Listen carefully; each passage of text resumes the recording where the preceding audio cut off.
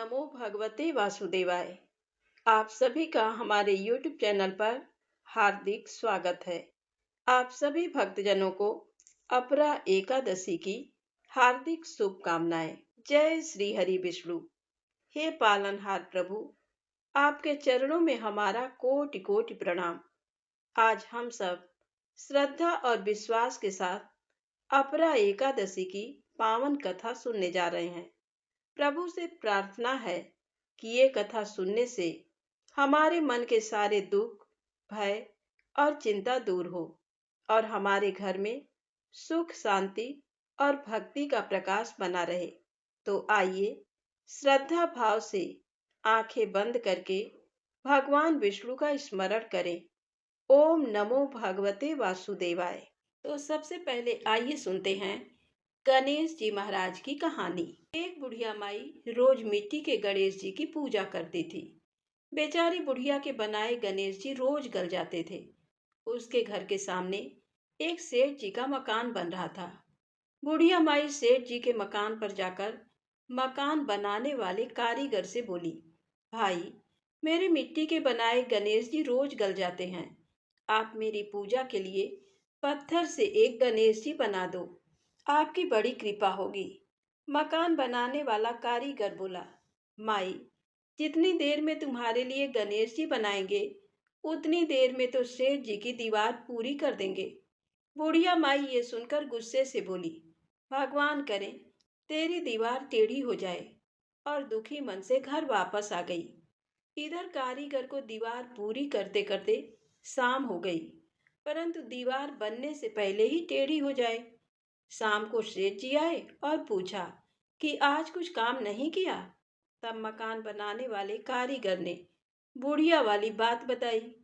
तब सेठ जी बुढ़िया माई से जाकर बोले, माई, तुम हमारी दीवार सीधी कर दो तो हम तुम्हें सोने के गणेश जी बनवा देंगे।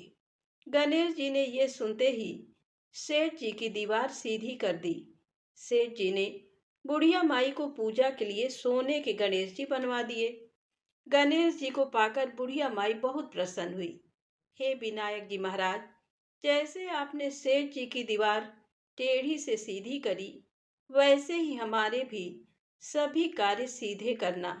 कहानी कहने वाले, सुनने वाले और हुंकारा भरने वाले सभी के परिवार की रक्षा करना। प्रेम से बोलें, गणेश जी महाराज की जय हो। अपरा एकादशी व्रत की पौराणिक कथा। एक बार युधिष्ठिर ने पूछा, जनार्दन, ज्येष्ठ मास के कृष्ण पक्ष में किस नाम की एकादशी होती है? मैं उसका महात्म्य सुनना चाहता हूँ। आप उसे बताने की कृपा कीजिए। तब भगवान श्री कृष्ण बोले, हे राजन, तुमने संपूर्ण लोगों के हित के लिए बहुत उत्तम बात पूछी है। राजेंद्र, इस एकादशी का नाम अपरा है।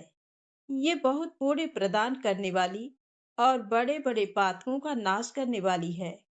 ब्रह्म हत्या से दबा हुआ, गोत्र की हत्या करने वाला, गर्भस्थ बालक को मारने वाला, पर निंदक तथा पर स्त्री लंपट पुरुष भी अपरा एकादशी के सेवन से निश्चय ही पाप रहित हो जाता है।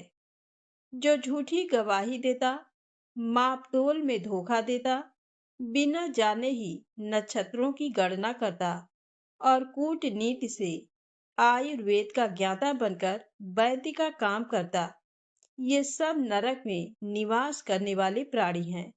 परंतु अपरा एकादशी के सेवन से ये भी पाप रहित हो जाते हैं। यदि क्षत्रिय छात्र धर्म का परित्याग करके युद्ध से भागता है, तो वह क्षत्रियोचित धर्म से भ्रष्ट होने के कारण घोर नरक में पड़ता है। जो शिष्य विद्या प्राप्त करके स्वयं ही गुरु की निंदा करता है, वह भी महापातकों से युक्त होकर भयंकर नरक में गिरता है। किंतु अपरा एकादशी के सेवन से ऐसे मनुष्य की भी सद्गति हो जाती है।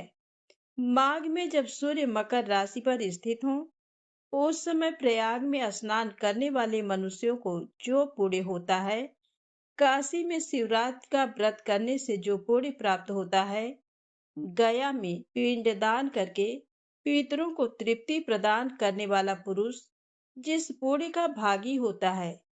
बृहस्पति सिंह राशि पर स्थित होने पर गोदावरी में स्नान करने वाला मानव जिस फल को प्राप्त करता है, बद्रिकाश्रम की यात्रा के समय भगवान केदार के दर्शन से तथा बद्री तीर्थ के सेवन से जो पुण्य फल उपलब्ध होता है, तथा सूर्य ग्रहण के समय कुरुक्षेत्र में दक्षिणा सहित यज्ञ करके हाथी घोड़ा और सुवर्ण दान करने से जिस फल की प्राप्ति होती है, अपरा एकादशी के सेवन से भी मनुष्य वैसे ही फल प्राप्त करता है। अपरा को उपवास करके भगवान वामन की पूजा करने से मनुष्य सब पापों से मुक्त हो श्री विष्णु लोक में प्रतिष्ठित होता है। इसको पढ़ने और सुनने से सहस्त्र गोदान का फल मिलता है। अपरा एकादशी की प्रचलित कथा के अनुसार महिध्वज नामक एक धर्मात्मा राजा था। उसका छोटा भाई वज्रध्वज बड़ा ही क्रूर, अधर्मी तथा अन्यायी था। वह अपने बड़े भाई से द्वेष रखता था। उस पापी ने एक दिन रात्रि में अपने बड़े भाई की हत्या करके उसकी देह को एक जंगली पीपल के नीचे गाड़ दिया। इस अकाल मृत्यु से राजा प्रेतात्मा के रूप में उसी पीपल पर रहने लगा और अनेक उत्पात करने लगा। एक दिन अचानक धौम्य नामक ऋषि उधर से गुजरे। उन्होंने प्रेत को देखा और तपोबल से उसके अतीत को जान लिया। अपने तपोबल से प्रेत उत्पात का कारण समझा। ऋषि ने प्रसन्न होकर उस प्रेत को पीपल के पेड़ से नीचे उतारा तथा परलोक विद्या का उपदेश दिया। दयालु ऋषि ने राजा की प्रेत योनि से मुक्ति के लिए स्वयं ही अपरा एकादशी का व्रत किया और उसे अगत से छुड़ाने को उसका पुण्य प्रेत को अर्पित कर दिया। इस पुण्य के प्रभाव से राजा की प्रेत योनि से मुक्ति हो गई। वह ऋषि को धन्यवाद देता हुआ दिव्य देह धारण कर पुष्पक विमान में बैठकर स्वर्ग को चला गया। अतः अपरा एकादशी की कथा पढ़ने अथवा सुनने से मनुष्य सब पापों से छूट जाता है। अपरा एकादशी व्रत से मनुष्य को अपार खुशियों की प्राप्ति होती है तथा समस्त पापों से मुक्ति मिलती है तथा धन संपत्ति का आशीर्वाद प्राप्त होता है। प्रेम से बोलें श्री हरि विष्णु भगवान की जय हो। अब आइए सुनते हैं सत्य भगवान की कहानी। एक दादी थी। वह रोजाना सत्य भगवान की कहानी कहती थी। एक दिन पोती ने पूछा कि दादी, आप क्या कर रहे हो?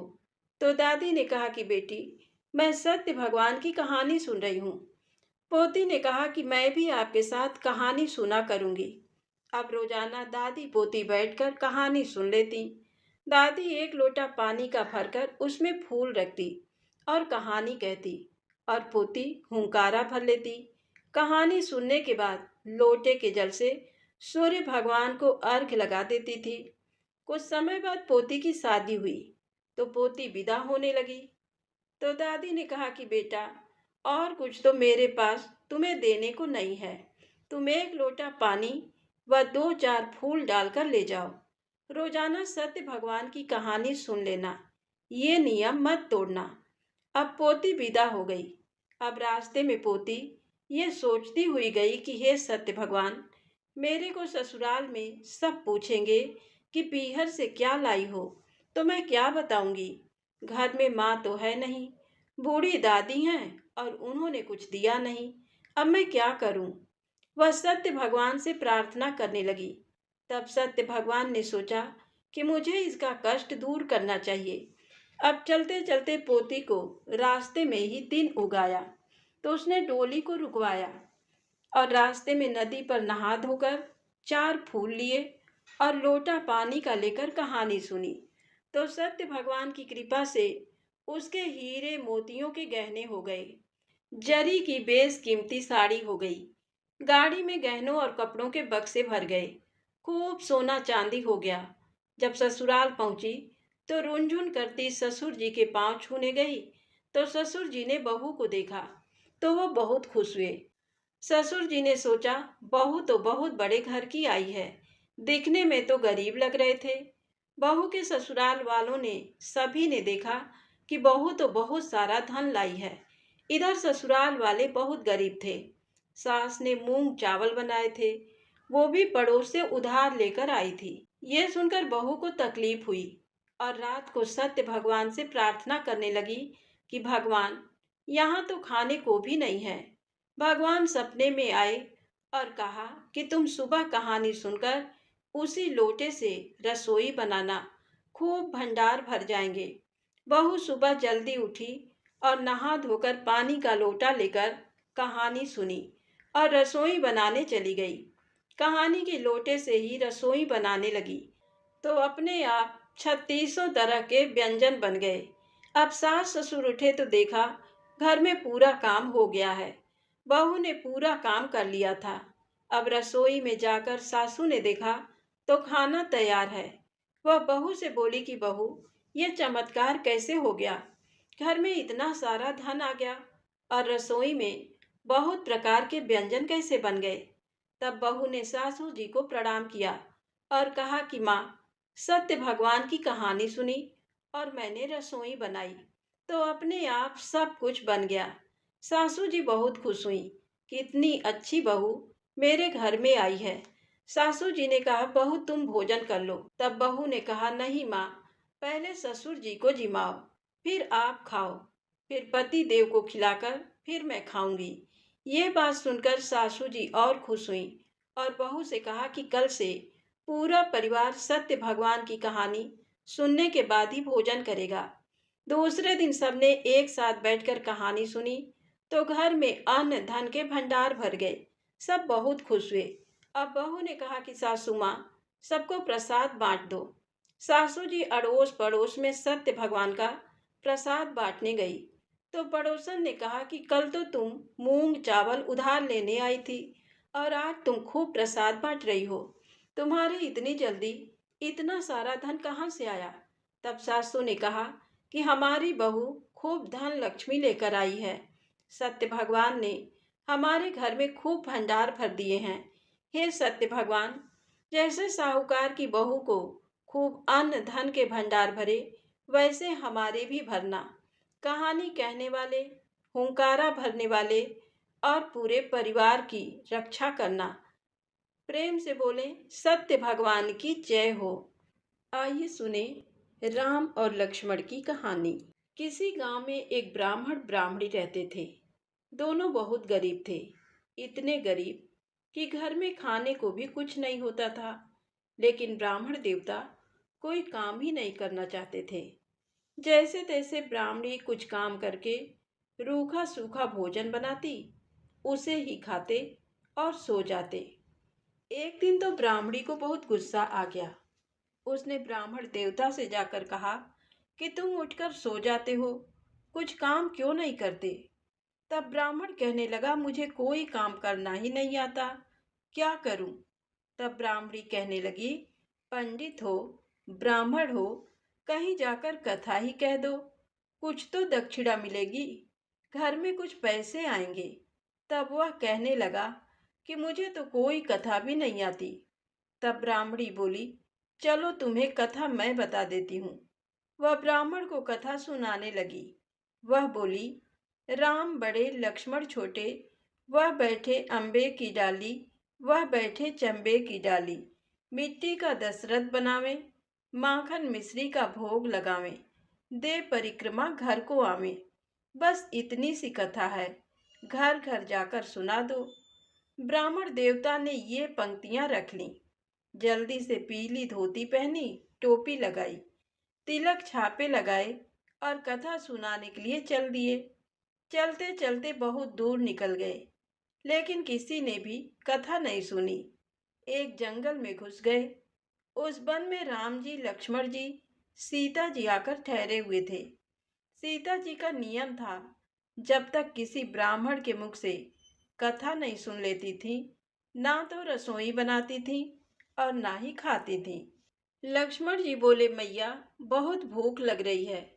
तब सीता जी कहने लगी, भैया अभी मेरा ब्राह्मण के मुख से कथा सुनने का नियम पूरा नहीं हुआ। जब तक कथा नहीं सुन लूंगी भैया मैं रसोई नहीं बना सकती। अब लक्ष्मण जी सोचने लगे कि यहाँ इस घने जंगल में ब्राह्मण कहाँ मिलेगा। राम जी बोले, चलो भैया लक्ष्मण, हम ही ढूंढ लाते हैं किसी ब्राह्मण को। दोनों ब्राह्मण ढूंढने चल दिए। चलते चलते लक्ष्मण जी एक ऊंचे से पेड़ पर चढ़ गए। सोचने लगे कि ऊंचे से देखूंगा तो दूर तक का दिखेगा। ऊंचे से चढ़कर देखा तो देखा सामने से कोई चला आ रहा है। पीली धोती पहन रखी है, टोपी लगा रखी है, तिलक छापे लगा रहे हैं। तो सोचने लगे देखने में तो ब्राह्मण लग रहा है। नीचे उतर कर आए। राम जी से बोले, भैया लगता है सामने से कोई ब्राह्मण आ रहा है। जब ब्राह्मण पास आ गए तब लक्ष्मण जी पूछने लगे, भाई तुम कौन हो? कहने लगा, मैं पंडित हूँ, कथा सुनाने जा रहा हूँ। तब लक्ष्मण जी बोले, तुम हमारे साथ चलो, हमारी भाभी माँ को कथा सुना देना। ब्राह्मण बोला, कथा ऐसे नहीं सुनाऊंगा, दक्षिणा देनी पड़ेगी। लक्ष्मण जी बोले, भैया तुम चलो तो सही, हम तुम्हें दक्षिणा भी दे देंगे। ब्राह्मण उनके साथ चला गया। वहां जाकर देखा तो सीता जी बैठी थी। वहां जाकर कहने लगा, चावल ले आओ, पानी का लोटा ले आओ और घंटी ले आओ, मैं तुम्हें कथा सुना दूंगा। सीता माता चावल ले आई, पानी का लोटा ले आई, घंटी ले आई। वह कथा सुनाने लगा। अब उसको कथा कहनी आती तो थी नहीं, पत्नी से सीख कर आया था, इसीलिए सब गड़बड़ हो गई। कथा सुनाने बैठा तो कहता क्या है, लक्ष्मण बड़े राम छोटे, वे बैठे अम्बे की डाली, वे बैठे चंबे की डाली, मिट्टी का दशरथ बनावे, माखन मिश्री का भोग लगावे, दे परिक्रमा घर को आवे। ब्राह्मण की कथा सुनकर राम जी तो लक्ष्मण जी से कहने लगे, भैया लक्ष्मण, इसने तो तुम्हें बड़ा बताया है, अब तो दक्षिणा तुम्हें ही देनी पड़ेगी। लक्ष्मण जी बोले, राम भैया कैसी दक्षिणा, इसकी तो बुद्धि मलिन है, मूर्ख व्यक्ति है, कहीं राम से भी दुनिया में कोई बड़ा है। तब राम जी बोले, नहीं भाई, इसने तुम्हें बड़ा बताया है, कथा सुनाई है, तो दक्षिणा तो तुम्हें देनी ही पड़ेगी। अब राम जी की बात मानकर लक्ष्मण जी ने उसे एक हीरे की अंगूठी दे दी। अंगूठी लेकर चल दिया। बहुत खुश होता आ रहा था, मेरी तो गरीबी मिट गई, अब तो मुझे रोज रोज कथा सुनाने भी नहीं आना पड़ेगा। चलते चलते एक नदी आ गई, उसे प्यास लगी थी। उसने सोचा, चलो थोड़ा पानी पी लूं। नदी में पानी पीने के लिए बैठ गया। पानी पीने के लिए जैसे कि नदी में हाथ डाला, वह अंगूठी हाथ से निकलकर नदी में बह गई। सिर पीटने लगा, ये क्या हो गया? बड़ी मुश्किल से कुछ कमाई हुई थी, वह भी पानी में बह गई। खैर कोई बात नहीं। रोता पीटता अपने घर आ गया। ब्राह्मणी ने पूछा, क्या लाए हो? वह बोला, लाता तो बहुत कुछ, लेकिन सब नदी में बह गया। ऐसा कहकर उसने सारी बात बता दी। ब्राह्मणी बोली, कोई बात नहीं, तुम कल फिर कथा सुनाने जाना। ये तो बताओ कहाँ कथा सुनाकर आए थे? तब बोला कि जंगल में निकल गया था, वहाँ कोई अपनी लुगाई के साथ अपने भाई के साथ आकर ठहरा है। उसकी लुगाई का रोज कथा सुनने का नियम है, कल भी बुलाया है। तब ब्राह्मणी कहने लगी कि कोई बात नहीं, तुम कल फिर कथा सुनाकर आना। अगले दिन ब्राह्मण फिर सुबह सुबह कथा सुनाने चल दिया। जाकर देखा तो सीता माता लोटा चावल लेकर तैयार बैठी थी। उसने फिर कथा सुनाई, लक्ष्मण बड़े राम छोटे, वे बैठे अम्बे की डाली, वे बैठे चंबे की डाली, मिट्टी का दशरथ बनावे, माखन मिश्री का भोग लगावे, दे परिक्रमा घर को आवे। आज फिर राम जी बोले, भाई लक्ष्मण, इसने तो आज भी तुम्हें ही बड़ा बताया है, इसलिए दक्षिणा आज भी तुम ही दो। लक्ष्मण जी बोले, भैया इसकी तो बुद्धि खराब हो गई है, मूर्ख व्यक्ति है, भला राम से भी कोई बड़ा है क्या?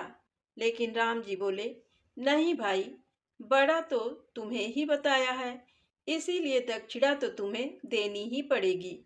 लक्ष्मण जी ने राम जी की बात मानी और उसे हीरे मोती से भरी एक गठरी दे दी। गठरी लेकर चला तो बड़ा खुश हो गया। चलते चलते थोड़ी दूर चला था कि डाकू मिल गए। सारे हीरे मोती लूट कर ले गए। फिर रोता पीटता घर आ गया। घर आकर ब्राह्मणी ने पूछा कि आज क्या हुआ। उसने सारी बात बता दी। अब तो ब्राह्मणी का माथा ठनका। उसने सोचा कहीं कुछ तो गड़बड़ है। रोज कमाई तो होती है लेकिन घर नहीं आती। तब वह पूछने लगी कि तुमने कौन सी कथा सुनाई थी। वह बोला, वही सुनाई थी जो तुमने मुझे सिखाई थी। ऐसा कहकर उसने कथा सुनानी शुरू कर दी। लक्ष्मण बड़े, राम छोटे, वे बैठे अम्बे की डाली, वे बैठे चंबे की डाली।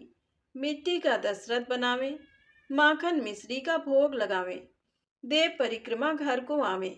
ये सुनकर ब्राह्मणी कहने लगी, तुम तो बिल्कुल ही भोले हो। भला राम से भी बड़ा कोई होता है दुनिया में। ये सुनकर ब्राह्मणी कहने लगी, तुम तो बिल्कुल ही भोले हो। भला राम से भी कोई बड़ा होता है दुनिया में। अब कल जाओगे तो ठीक से बोलना कि राम बड़े लक्ष्मण छोटे। अगले दिन ब्राह्मण फिर गया तो देखा सीता माता चावल लोटा लेकर तैयार बैठी थी। उसने कथा सुनाई। आज उसने बिल्कुल ठीक कथा सुनाई। राम बड़े लक्ष्मण छोटे, वे बैठे अम्बे की डाली, वे बैठे चंबे की डाली। मिट्टी का दशरथ बनावे, माखन मिश्री का भोग लगावे, देव परिक्रमा घर को आवे। उसकी कथा सुनकर लक्ष्मण जी तो खुश हो गए और कहने लगे, भैया आज तो इसे अकल आ गई। आज इसने आपको बड़ा बताया है। आज तो दक्षिणा आपको ही देनी पड़ेगी। अब राम जी मुस्कुराए, आगे आकर बोले, भाई मेरे पास क्या है। कहते कहते अपने पैरों के नीचे से मिट्टी उठाई, उसकी एक पोटली बनाई और उसे दे दी। अब ब्राह्मण का माथा ठनका। कहने लगा, दिया भी तो क्या, मिट्टी। बड़बड़ करता घर आ गया। ब्राह्मणी को उल्टा सीधा बोलने लगा। रोज तो सोना चांदी हीरे मोती मिलते थे, आज ये मिट्टी मिली है। मिट्टी लेकर जब घर आया तो रास्ते भर बड़बड़ करता रहा। घर जाकर ब्राह्मणी पूछने लगी, क्या बात है, गुस्से में बड़बड़ क्यों कर रहे हो। वह कहने लगा, पूछो मत, मेरा दिमाग खराब है। वो बोली, बताओ तो सही क्या हुआ। उसने सारी बात बता दी। तूने जैसा जैसा कहा था आज वैसी कथा सुनाई तो आज ये मिट्टी की पोटली मिली है। मिट्टी की पोटली लेकर ब्राह्मणी ने माथे से लगा ली। कहने लगी कि पति की पहली कमाई है।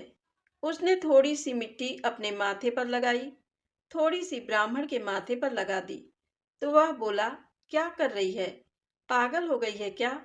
वो बोली, नहीं पागल नहीं हुई हूँ। आज कम से कम तुम घर पर कुछ लेकर तो आए। रोज सोना चांदी हीरे मोती मिलते थे तो रास्ते में ही लुटा आते थे।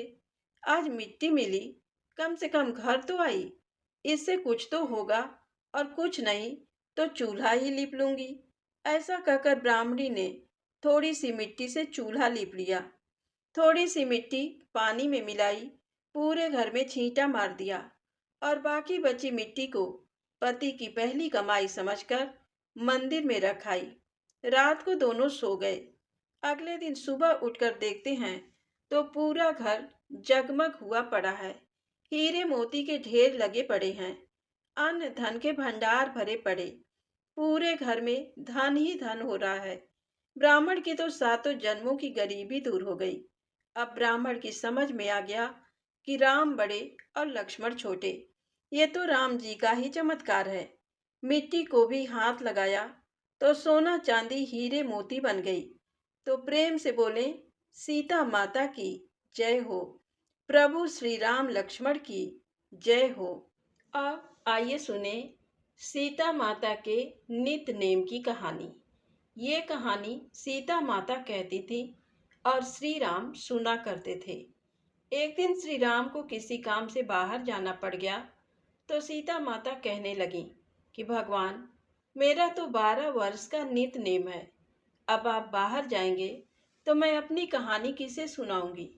तब श्री राम ने कहा, तुम कुएं की पाल पर जाकर बैठ जाना। वहां जो औरतें पानी भरने आएंगी उन्हें तुम अपनी कहानी सुना देना। सीता माता कुएं की पाल पर जाकर बैठ गईं। एक स्त्री आई। उसने रेशम जरी की साड़ी पहन रखी थी, सोने का घड़ा ले रखा था। सीता माता ने उसे देखा तो कहा, बहन, मेरा 12 वर्ष का नित नेम है, तू मेरी कहानी सुन ले। तब वह कहने लगी, मैं तुम्हारा नितनेम सुनूंगी तो मुझे घर जाने में देर हो जाएगी और मेरी सास मुझसे लड़ेगी। उसने कहानी नहीं सुनी और अपने घर चली गई। घर जाते जाते उसकी रेशम जरी की साड़ी फट गई, सोने का घड़ा मिट्टी का घड़ा हो गया। जब घर गई तो सास ने देखा तो पूछा, अरे बहू, ये किसका दोष अपने सर ले आई है? तो बहू कहने लगी, माँ जी, कुएं पर एक औरत बैठी थी, कह रही थी, मेरी कहानी सुन ले। मैंने कहानी नहीं सुनी तो उसका ये फल हो गया। बहू की बातें सुनकर अगले दिन सास वही साड़ी पहन कर गई और वही घड़ा लेकर कुएं की पाल पर गई। सास को सीता माता बैठी पाई तो सीता माता कहने लगी, बहन, अगर तुम्हारे पास समय हो तो मेरी कहानी सुन लो। तो सास कहने लगी, बहन, कहानी एक बार छोड़ 4 बार सुन लूंगी। तब सीता माता कहानी सुनाने लगी। राम आए, लक्ष्मण आए, देश के पुजारी आए, नित्य नेम का नेम लाए। आओ राम, बैठो राम, तपी रसोई जीमो राम। माखन मिश्री खाओ राम, दूध बतासा पियो राम। सूत के पल का मोठो राम, साल दुसाला पोठो राम। साल दुसाला ओढ़ो राम, जब बोलूं जब राम ही राम। राम समारे सबके काम, खाली घर भंडार भरेंगे, सबका बेड़ा पार करेंगे। श्री राम जय राम, जय जय राम। कहानी पूरी हुई तो सास कहने लगी, बहन, कहानी तो बहुत अच्छी है। कहानी सुनकर सास अपने घर गई तो उसकी साड़ी फिर से रेशम जरी की हो गई, मिट्टी का घड़ा फिर से सोने का घड़ा हो गया।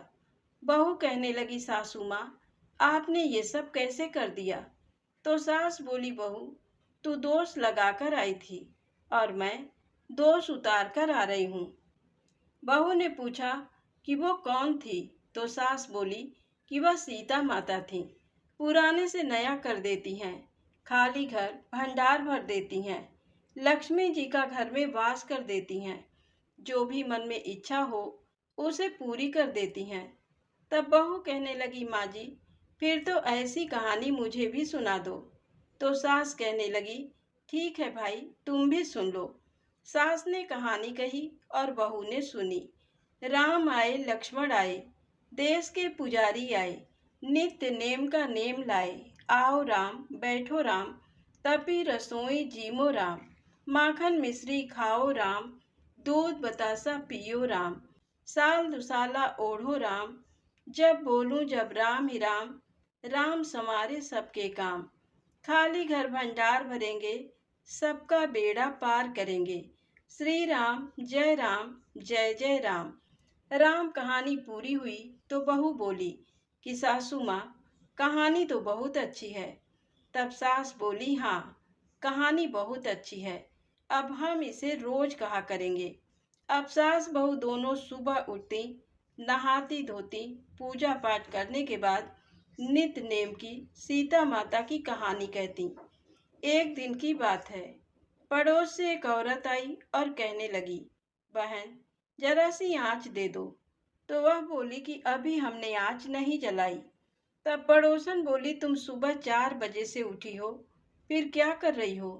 तब उन्होंने कहा, सुबह से उठकर हम नहाते धोते हैं, पूजा करते हैं, फिर सीता माता के नित्य नेम की कहानी कहते हैं। पड़ोसन ने उनकी बातें सुनकर कहा कि सीता माता की नित्य नेम की कहानी कहने से क्या होता है?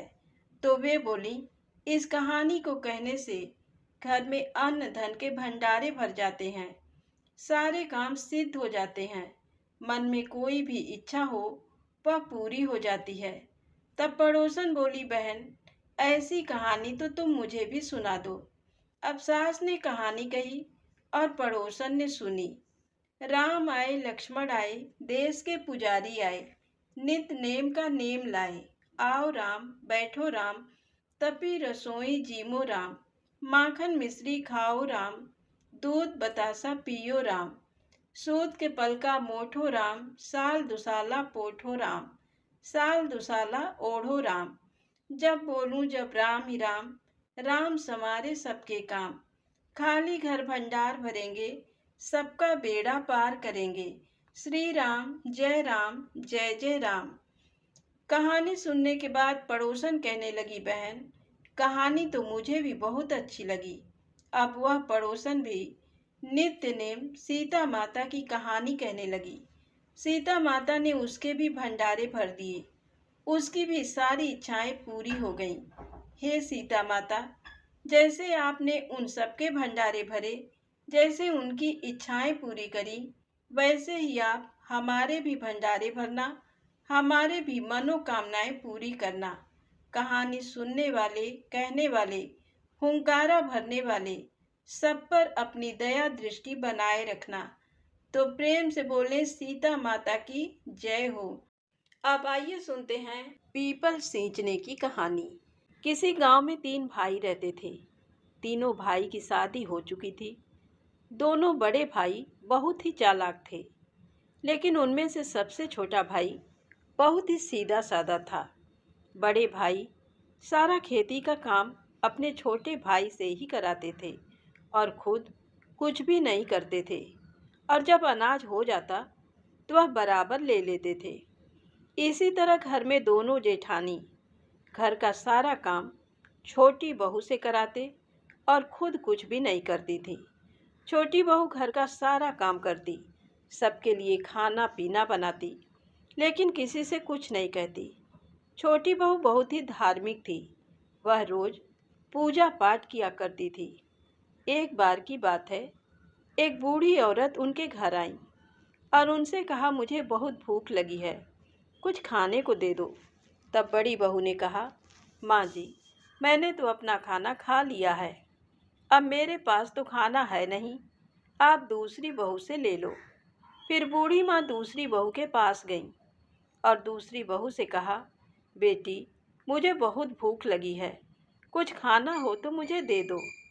तब दूसरी बहू ने कहा, माँ जी, मैंने तो अपना सारा खाना अभी अभी खाया है, अब खाना तो नहीं है, आप छोटी से खाना ले लो। तब बूढ़ी माँ छोटी बहू के पास गई और छोटी बहू से खाना मांगा। तब छोटी बहू ने कहा, माँ जी आप यहाँ बैठिए, मैंने अभी खाना नहीं खाया है, मैं अपना खाना आपको देती हूँ, आप खा लीजिए। बूढ़ी माँ ने खाना खा लिया और वह बहुत खुश हुई। फिर बूढ़ी माँ ने छोटी बहू से कहा, बेटी कल से जेठ का महीना शुरू हो रहा है, तो तुम कल से पीपल सींचो, प्यासे को पानी पिलाओ, तो तुम्हें पूर्णिमा तक इस पुण्य का फल मिल जाएगा। ये सारी बातें दोनों बड़ी बहुएं भी सुन रही थीं। दोनों बहुएं उन बूढ़ी माँ के पास आईं और बोली, हे बूढ़ी माँ, हमें भी अमीर होने का कोई उपाय बताइए। तब बूढ़ी माँ ने कहा, बहुओं ये सबके लिए है, अगर तुम भी जेठ माह में पीपल सींचो, जल दान करोगी, तो तुम्हें भी पूर्णिमा तक इस पुण्य का फल मिल जाएगा। अब छोटी बहू के साथ साथ दोनों बड़ी बहुएं भी नित्य नियम लेने को तैयार हो गईं। दूसरे दिन सुबह तीनों बहुएं नहा धोकर पीपल सींचने गईं। बड़ी बहू ने पीपल सींचा और जो प्यासा मिला उसे पानी पिला दिया, और जो पानी बचा उसे वहीं फैलाकर घर आ गईं।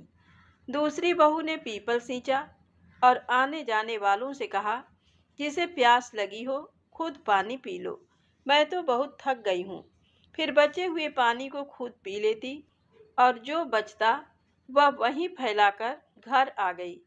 छोटी बहू ने पीपल सींचा और पीपल सींचने के बाद वहीं बैठ गई, भजन कीर्तन किया, कथा कहानी सुनी, और जो भी प्यासा आता उसे प्यार से खुशी खुशी पानी पिलाया।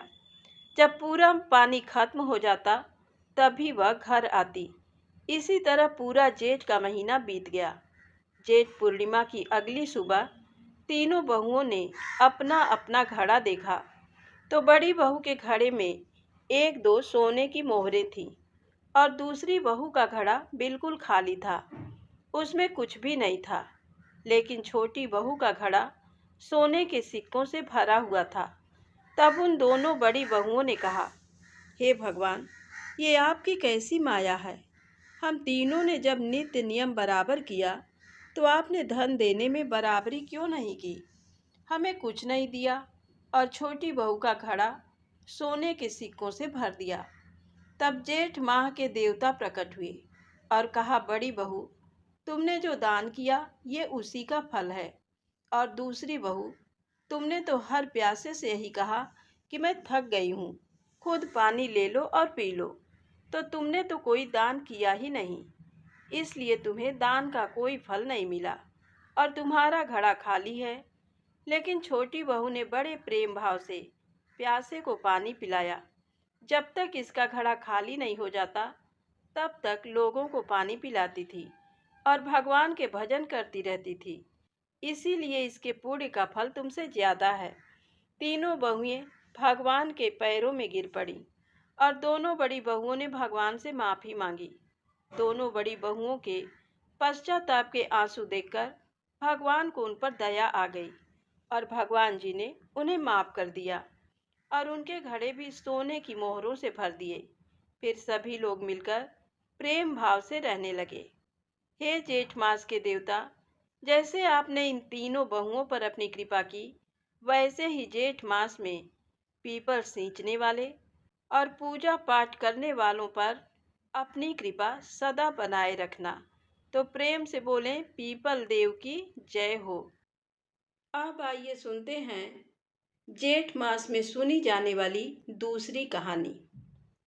पुरी में वेदों को जानने वाला सुमंत नाम का एक ब्राह्मण अपनी पत्नी और पुत्र के साथ रहता था। उसकी पत्नी का नाम गुणवती था और पुत्र का नाम देव शर्मा था।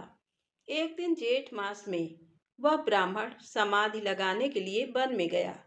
कुछ समय भगवान का ध्यान लगाकर वह ब्राह्मण वहां एक सुंदर सरोवर का जल पीकर सरोवर के नजदीक एक वृक्ष की छाया में सो गया। अब जो भी जीव जंतु सरोवर में पानी पीने के लिए आते वो उस ब्राह्मण को देखकर डर जाते और वहां से भाग जाते।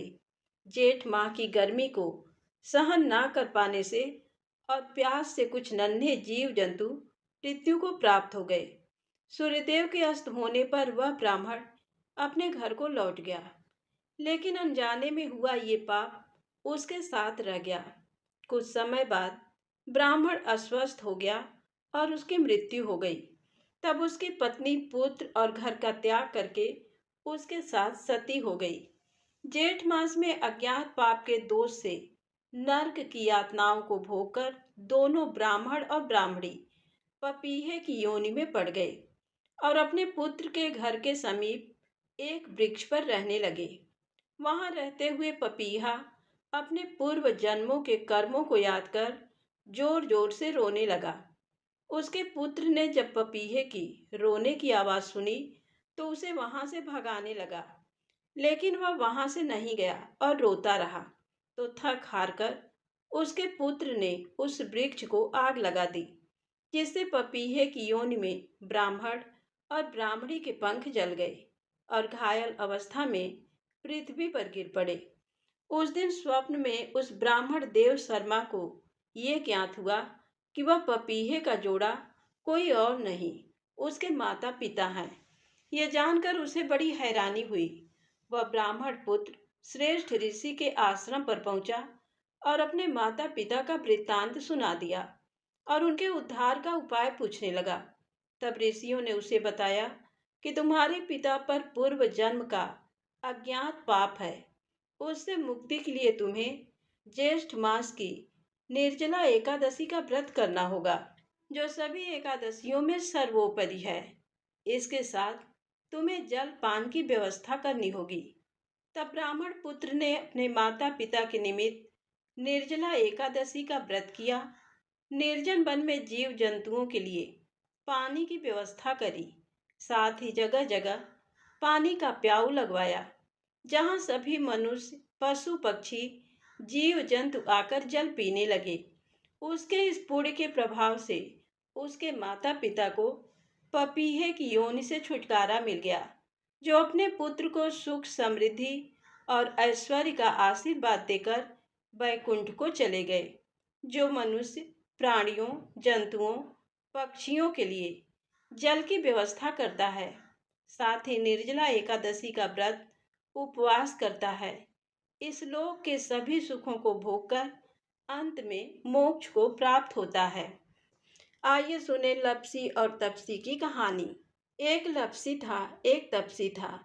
तपसी तो भगवान की तपस्या करता था और लपसी सवा शेर की लपसी बनाकर उसका भोग लगाकर जीम लेता। एक दिन दोनों लड़ने लगे। लपसी बोला मैं बड़ा, तपसी बोला मैं बड़ा। इतने में नारद मुनि आए और बोले तुम क्यों लड़ रहे हो? तो लपसी ने कहा मैं बड़ा हूँ और तपसी ने कहा मैं बड़ा हूँ। तपसी बोला मैं सारे दिन भगवान की पूजा करता हूँ। तो ये सुन नारद जी ने कहा कि मैं तुम्हारा फैसला कल करूँगा। दूसरे दिन लपसी तपसी नहा धोकर आए तो नारद जी ने 1.25 करोड़ की अंगूठी उनके आगे फेंक दी। लपसी ने अंगूठी देखी पर उस पर ध्यान नहीं दिया। इधर तपसी तपस्या करने बैठा तो उसे अंगूठी दिखी और उसने अपने घुटने के नीचे दबा ली और तपस्या करने लगा और लपसी लापसी बनाकर उसका भगवान को भोग लगाकर जीमने बैठ गया। इतने में नारद जी आए। तब दोनों ने पूछा कि कौन बड़ा है। फिर तपसी ने कहा मैं बड़ा हूँ।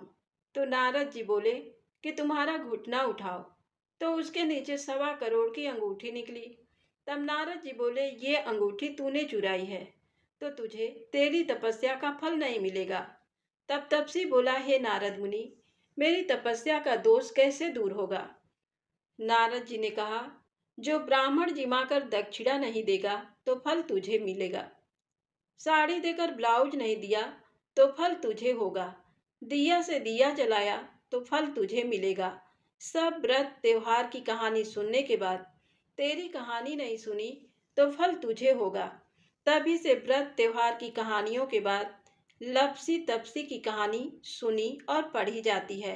कहानी सुनने के बाद कहें लपसी का फल लपसी को मिले, तपसी का फल तपसी को मिले और हमारी कथा कहानी का फल हमें मिले। प्रेम से बोलें लक्ष्मी नारायण भगवान की जय।